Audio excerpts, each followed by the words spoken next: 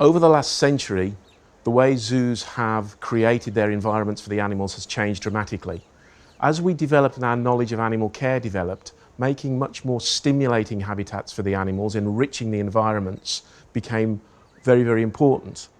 Now we are moving very much into creating habitats that still have that enriched environment for the animal, but also the enriched environment for the visitor, so that we have moved from commercial to medical and care to actually now it's very much about connection.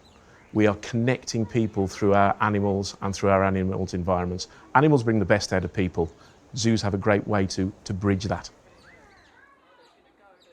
Immersive exhibits have been done for some time in zoos, but what's different about Land of Lions is the link that we provide from the zoos to the wild. It's been very, very important to us to make that fundamental link that ZSL is working with animals and caring for animals in the zoo, but also caring for animals in Gujarat. And the stories that we put around here in the zoo about lions are from India and how close they live to people is vitally important in terms of the messaging and indeed the conservation work that we are doing. We understand our world through our five senses, so from what we see, what we touch, what we smell, what we taste, and so the no barrier design process is very much about cutting out all barriers. So give an example here, we've got vertical cables, so once you're standing face to face with the animal, you don't see the barrier at all. But also you smell the animal, you can feel that low bass rumble, you know, which is truly transformational, you know, as a human to another animal. Traditionally, spaces have been given over to visitors and operations more so than animals, but that's moving dramatically over towards the animals. And by creating immersive environments like we have here, by the nature of visitors being inside the spaces, by very nature then the animals have more space and all those benefits that come from there.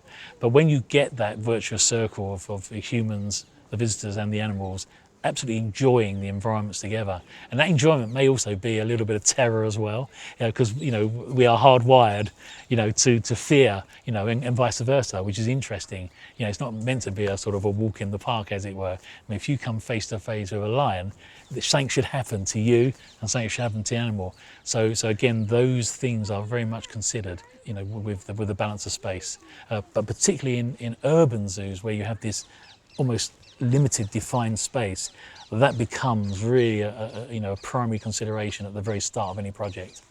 The other thing, of course, is that you see animals from different vantage points, and that's a different experience altogether. I mean, we love being, even if it's 2 meters higher, as humans, you know, we ground well. So being just high, that's spectacular, which is why we always want to stand on our toes and look. But the other important thing we've tried to do here is actually get visitors in actually shot. So it's not just an animal theatre, as it were. You've got actually people, you know, behind the animal, and in that way it sets off a very, very different experience. And there again, it comes back to that, you know, we're in the animal's world as opposed to vice versa. We do spend a lot of time designing an environment that is flexible, because animal personalities, they do certainly have personalities, but they change.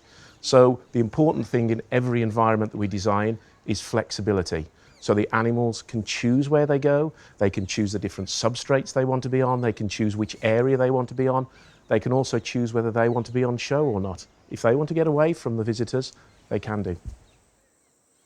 One of our main learning outcomes was that the UK audience understand how closely people in Gujarat in the Gir forest live alongside lions. You can wake up in a morning with a lion in your backyard, you really can, but people live alongside them. That is huge lessons for us in the UK. If people in India can live alongside lions, surely we can live alongside badgers. Surely we can live alongside hedgehogs and not destroy their habitats, but promote it. So working to live alongside animals in a cooperative way, we've got lessons to learn from elsewhere. The vital role that zoos play in conservation is now recognised by conservation bodies across the globe, and it is essential. We are organisations that care not just for lions and tigers, but for the freshwater fish, for the snails, for the species that sometimes get ignored. But zoos have an immense role to play in just connecting people with nature. That ability to evoke emotions that people who might come to the zoo for a day out they leave just loving animals a little bit more. And that is a huge, huge role, especially when most of our zoos are in urban environments.